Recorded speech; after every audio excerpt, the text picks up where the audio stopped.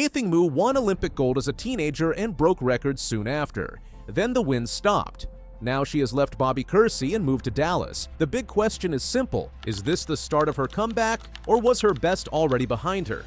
Let's go back to where it all started. In 2021, Athing Mu burst onto the Olympic stage in Tokyo at just 19 years old. She didn't just win the 800 meters, she dominated it, made it look easy. She was fast, she was confident, and she had this incredible ability to make tactical decisions in the heat of competition that athletes twice her age struggle with. Then in 2022, she won the World Championships. 2 years, 2 gold medals in the biggest competitions on Earth. She was being called the future of American middle distance running, and honestly, that felt like an understatement. But then came the decision that would change everything. In late 2022, fresh off those massive victories and working with her college coach Milton Mallard, Mu made an announcement that surprised a lot of people in the sport. She was moving to Los Angeles to train with Bobby Kersee. Now, Bobby Kersee is an absolute legend. We're talking about someone who has coached Olympic champions like Jackie Joyner-Kersee, Florence Griffith Joyner, Allison Felix, and Sydney McLaughlin-Levrone. His resume is stacked with gold medals and world records. But here's the thing that made people raise their eyebrows. Kersee is a sprints and hurdles guy. His expertise is in the 100, the 200, the 400, the hurdles. He's never really been known for coaching middle distance. The 800 meters requires different training, different race tactics, different everything. When the move was announced, track fans immediately started debating it. Some thought Mu was making a brilliant move by working with one of the best coaches in the world. Others questioned whether Kersee could really understand the unique demands of the 800. The distance sits in this weird space between sprint and endurance. You need explosive speed, but also the ability to distribute that speed intelligently over 2 laps. It's tactical, it's physical, and it requires a specific kind of training wisdom. Mu's boyfriend at the time, Brandon Miller, also an 800-meter runner, made the same move. They were both heading to LA, joining a training group that included some of the biggest names in track. There was excitement, there was potential, and in 2023, that potential seemed to pay off. Mu set the American record in the 800 with a time of 1 minute 54.97. She won the Diamond League title at the Prefontaine Classic. Sure, she also took her first professional loss at the World Championships, finishing with bronze instead of gold. But overall, the partnership looked like it was working. Then 2024 happened. Injuries started creeping in. Mu barely raced.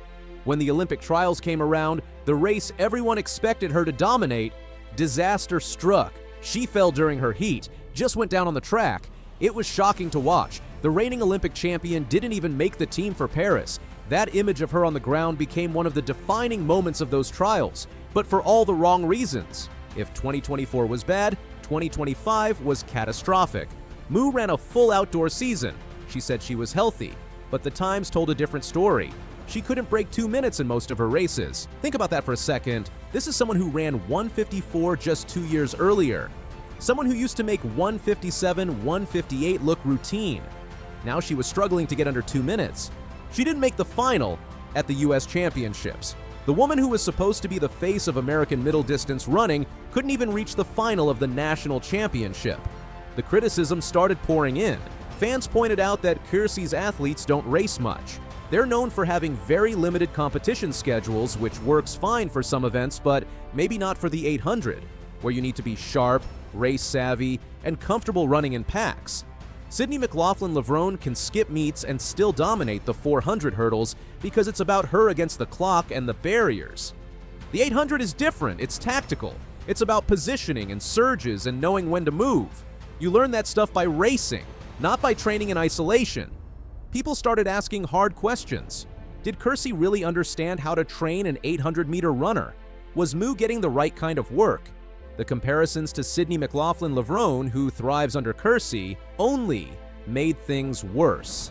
Why was Sydney breaking world records while Mu was regressing? In September 2025, before the World Championships in Tokyo, Mu told Kersee she was leaving. The news didn't become public until December when Let's Run broke the story. By then, she had already married Russian athlete Yegor Nikolaev and moved to Dallas with her husband. The LA chapter was over. Kersee, to his credit, handled it professionally. He said Mu informed him of her decision, that it was about life choices, about her getting married and wanting to be in Dallas. He praised her talent, said she was a blessing to coach, and predicted that once healthy, she'd be very hard to beat. But you could read between the lines. After 3 years together, after all the expectations and the hype and the promise, it had ended without the success anyone hoped for. Now we're in January 2026, and the biggest question in track and field is what's next for Athing Mu. She's in Dallas, but she hasn't announced a new coach. There are rumors floating around constantly. Will she find a pure 800-meter specialist to work with? Will she return to a more traditional middle-distance training group? Some fans are even speculating about whether she'll focus exclusively on the 800 again instead of flirting with the 400 or 1,500. The darker question that nobody wants to say out loud, but everyone is thinking, is whether we've already seen the best of Athing Mu. She's only 23 years old. In most sports, that's young. In track, especially for an 800-meter runner, she should be entering her absolute prime. But the last 2 years have been rough. Really rough. Can she come back from this? The track community is split. Some people think Kersee ruined her. They point to the training philosophy, the lack of racing, the mismatch between his expertise and her event. They argue that she needed someone who understood the 800, who could prepare her for the specific demands of that race. Others defend Kersee, saying injuries and personal life changes were the real issues, not the coaching. They point out that Mu got married, moved cities, dealt with the pressure of being an Olympic champion at such a young age, and that those factors matter more than any training program. Then there are the people who put it on Mu herself. They question her work ethic, her commitment, her mental approach. That seems harsh for someone who won Olympic gold at 19, but in sports, you're only as good as your last race. And her last races have been bad.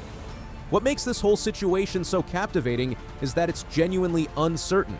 Athing Mu could announce a new coach tomorrow, get back to proper 800-meter training, and be running 155 by summer. She has the talent. Everyone agrees on that. Or she could fade away, another cautionary tale about potential that never fully materialized.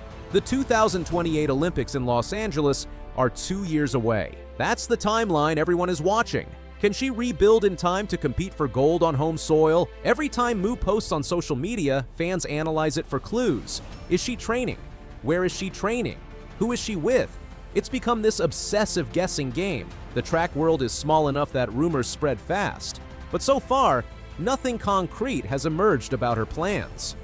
The Athing Mu and Bobby Kersee story is about more than just one athlete and one coach. It's about the pressure we put on young champions, about the difficulty of finding the right fit in elite sports, and about how quickly things can change. 3 years ago, Mu looked like she would dominate the 800 for a decade. Now, her entire future is a question mark. Whatever happens next, one thing is certain. When Athing Mu does return to the track, whenever that is, with whatever coach she chooses, the eyes of the track world will be watching. The comeback story writes itself if she can pull it off, and that's what makes this drama so compelling. We're all waiting to see if the champion we saw in Tokyo can find her way back.